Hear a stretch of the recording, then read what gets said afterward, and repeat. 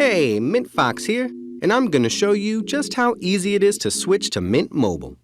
Seriously, you'll be saving big on wireless in no time.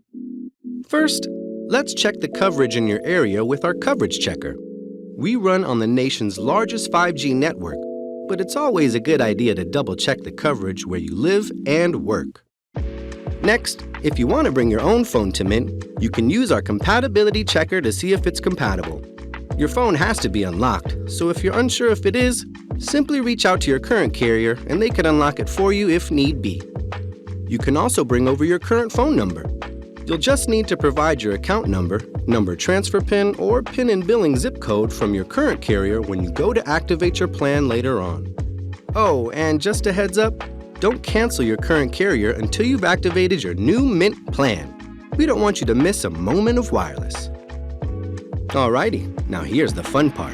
We know wireless isn't one size fits all, which is why we offer 5 gigabytes, 15 gigabytes, 20 gigabytes, or unlimited data.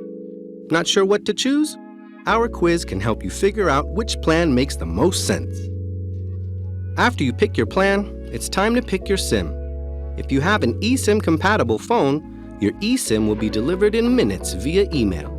Or you can pick a physical SIM card, which will take about 2 to 3 days to arrive.